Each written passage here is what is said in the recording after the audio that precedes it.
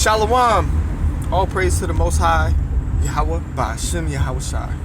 And I just want to give major thanks out to all the Akim of the Israelite world that brought the name back to their people. It's a very simple concept. Yet, it's 2019 and now Yahweh Ba'ashem Yahweh Shai is out. The name is out. Well, maybe just for me, 2019. I'm not saying it came out right now. I know brother's been in this 35 years, but where'd that come from? 50 years, but where'd that come from? Somebody had to been holding on to that name. But, you know, you could just look at the way that it's all broke down and the J not being in the alphabet, okay?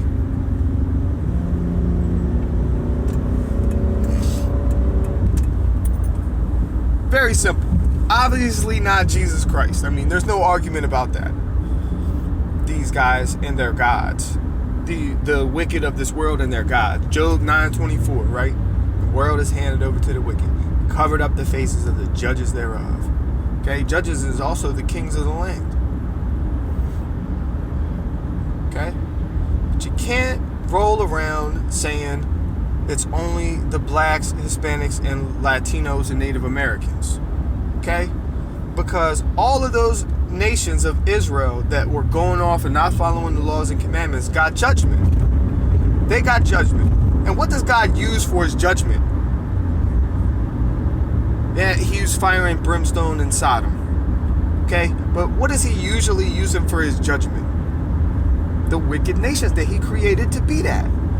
The vessel, the parable of the vessels, you know? You can make a vessel that you're going to put on the shelf and you're going to line it with gold and you're going to throw it in the kiln and you're going to have it be glazed and you're going to inlay it with some brass trim and you're going to sand it and polish it, sand divots and put stones in it and put it up on high, you know? And then you will keep all the nicest flowers from your garden in the season in that vase, that vase. Or you can make a vessel that you just need to reuse real quick to like catch, you know, goat pee in or something like that. Because, you know, one of the goats broke their leg. You know, you're trying to resuscitate it. So you put a little cast on its leg and brought it inside and, oh snap, we gotta watch him, yo, because he can pee on the floor. You can tell when he get ready to pee. So grab that vessel and let's get it, man, so we don't have to keep cleaning this up.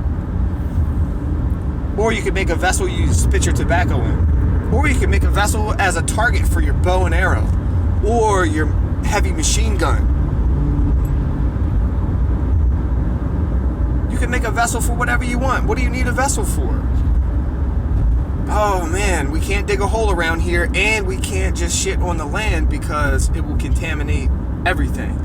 Just like, you know, take a look at this flesh-eating bacteria thing. You can't go swim in the rivers. Like, up to upstate New York a couple years ago to all of their major parks or whatever with all their glorious, magnificent waterfalls. And yeah, we couldn't even, there was like warnings like don't go swimming because upstream and everything's all contaminated with fecal matter. Human fecal matter. Okay? So where's everybody taking a swim at in your neighborhood? And where are they shitting at? Okay? You're supposed to dig a hole 3 feet deep or more. Maybe, I mean, take a couple deuces in it, whatever, and then bury that joint, cover that joint up. Don't do it upstream from the well. You know, the things you're going to have to be thinking about once all the grid go down and the economy collapse and, you know, pestilence and famine and people looting, dying, vacating, migrating, emigrating. The enemy throws their people all in the mix. There's a catastrophe. All right, send all our guys, right? Unleash the atheists. Unleash the Satanists. Throw our, you know, radicals in there that we created.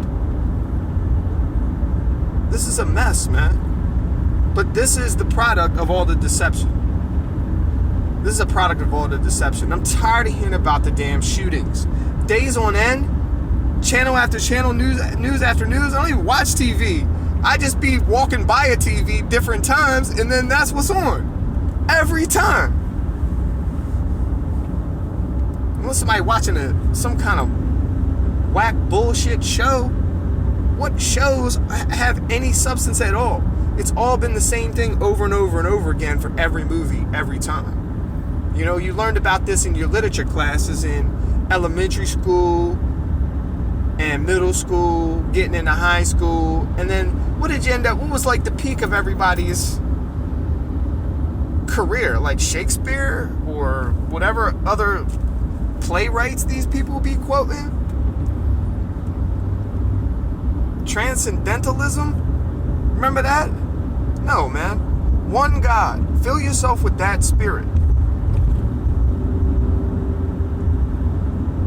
You know, keep your candle lit and keep the light flowing.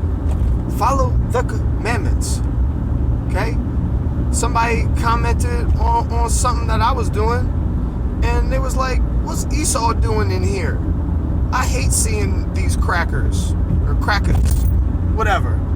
You know, I'm a nigger just as much as the next person's a nigger that's oppressed out here and don't know it. But I'm not a nigger no more because I learned the truth about my oppression, and the truth will set you free. How ironic. Once you understand the truth, you're free, but you see the truth all around you, and the truth is you're under oppression. The truth will set you free, but there you're bound in oppression. That's the power of the Holy Spirit that sets you free in this mess. Because how you going to realize you're under oppression and then be free? No, you're going to realize you're under oppression, but the whole way of that, I think is in the beginning of Baruch. He's talking about you will wake up and awaken to what's going on in your afflictions and your oppressions.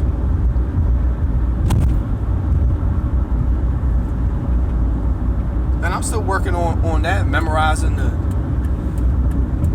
all the numbers that go along with the verse and chapters.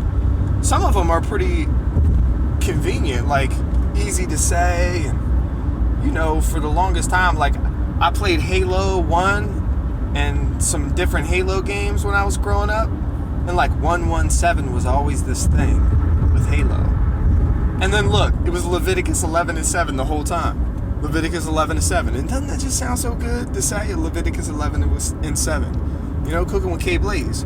I'm getting ready to do a whole breed the ingredients series. And we're going to start from the farms or the factories or the laboratories and work our way up.